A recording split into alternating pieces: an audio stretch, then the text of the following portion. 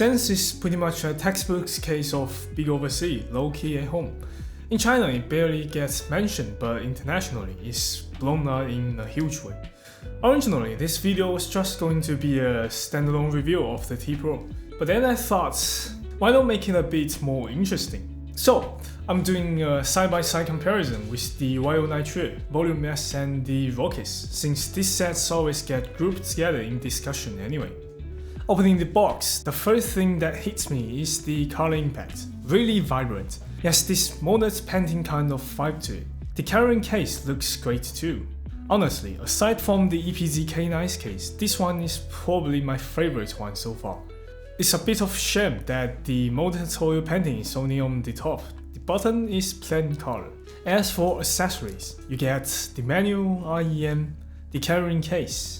Inside there's a small fabric pouch, a shirt clip, swapping plugs, a cleaning tool, and an accessory bag.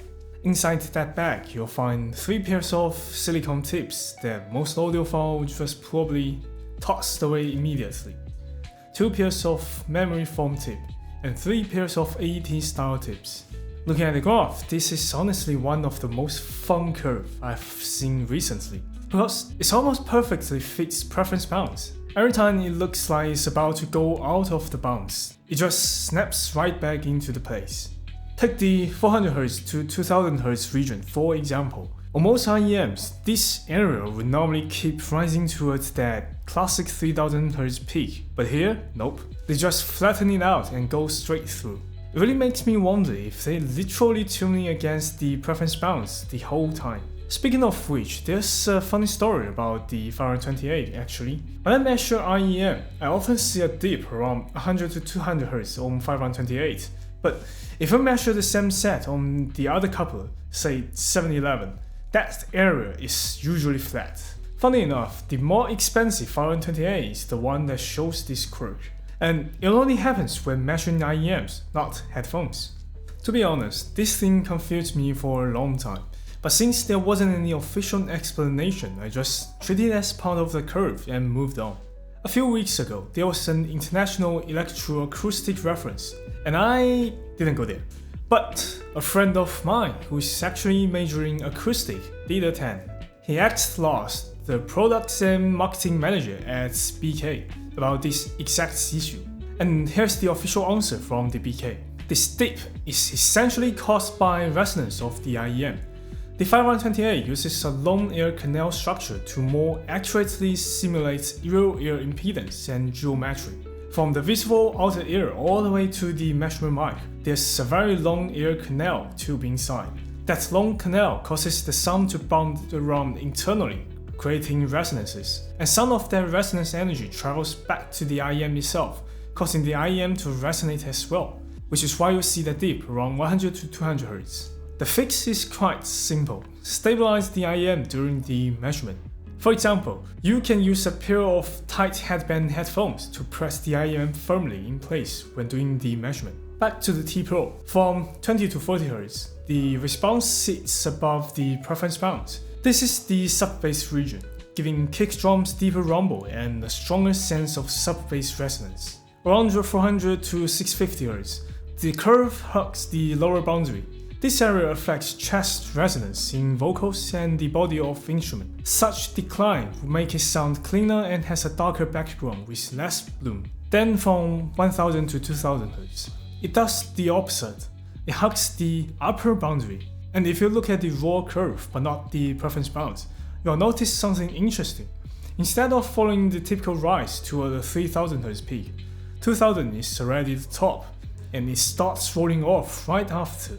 In theory, this area, 1000 to 3000Hz, if it is higher than the JM1, will push the mid-range a bit more forward and intimate. But because it starts rolling off early, almost like the YO Nitrate, the upper mid-scan ends up lower than the JM1. So the two effects cancel each other out, and the mids don't actually sound that forward. At 6000, there's a dip spanning roughly 2000Hz. This affects consonant clarity, sibilance, and the sharpness of metallic percussion. It's clearly carved out to reduce sibilance, but the trade-off is slightly softer cymbals and smoother leading edges on snares. And then there's 15,000 Hz peak, the classic air bump. This mainly adds openness, sparkle, and upper treble overtones. I'm not someone who judges an IEM only by its graph, but I've got to say, this is a damn good looking curve. On the impedance side, the bass region sits slightly higher than the mids, with 1000 Hz measuring at 11 and 12 ohms. The 1000 Hz number is usually what manufacturer lists on the spec sheet. In the upper treble, however, the curve drops sharply, all the way down to around 6 ohms. This is say classic multi-driver impedance curve. Because of BA driver resonance and crossover networks, the impedance tends to rise first and then fall again in the high frequencies. And I'll try to explain what does this curve actually mean to you. The larger the impedance variation across the entire frequency band, the more the IEM depends on the low output impedance source to maintain a stable, consistent frequency response. This all comes down to basic voltage divider principles. When the impedance is high in a certain band, that band receives a higher proportion of voltage. And when the impedance drops, that band receives less voltage. For example, if you pair it with a source that has a high output impedance, say a tube amp with more than 100 ohms, the T Pro's low frequencies will receive more power because of their higher impedance. Meanwhile, the upper treble, which sits at the lowest impedance, will receive less power. So, the ultra-high frequencies end up losing more energy into the source's internal resistance, which results in weaker air, less sparkle, and reduced treble extension. Now, even though the impedance curve looks dramatic on T Pro, that's mostly because I stretched the y-axis. If you zoom it back into a normal scale, it's actually fairly flat. The difference between most of the bass and mid bands is only around 3 ohms. The reason something like the Rockies shows much larger low frequency swings is because its bass impedance differs from the rest of the curve by almost 50 ohms. Now, let's talk about phase. Phase is generated pretty simply in REW. You just right click and choose Generate Minimum Phase, and boom, there it is. So how do you read this thing? On the right side, you'll see an extra scale. That's the angle. The closer the phase is to 0 degree, the more normal the sound behaves. When the phase goes above 0 degree, that theoretically means the sound arrives to your ear lately, introducing a bit of reverb or resonance. This is why we sometimes say bass linger or have more ambience. That's because the bass region often sits above 0 degree. On the other hand, if the phase goes below 0 degree, it means the sound decays very quickly. High frequencies usually decay fast, so you'll often see the treble phase drop sharply downward. And now you may wonder, what's that vertical line? Remember, the right side represents angle. When the curve hits 360 degree, it loops back to 0, like completing a full circle. And to make it easier to read, IEW simply folds the phase graph at that point.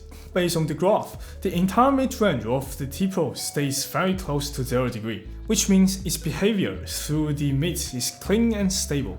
There's a bit of reverb built up in the subphase, which line up with what we typically see in bass region. And everything above 2000 Hz drop off quickly, showing that the treble region decays fast. Now, about what do I personally think of it? The bass quantity is moderate with a solid and satisfying impact. Sub-bass extension is good, and more importantly, the sub-bass texture is very clear. When the bass hits, you get a noticeably defined trail and lingering decay, which adds a nice sense of bass depth. The mid-range density is just right, with vocals sitting slightly forward.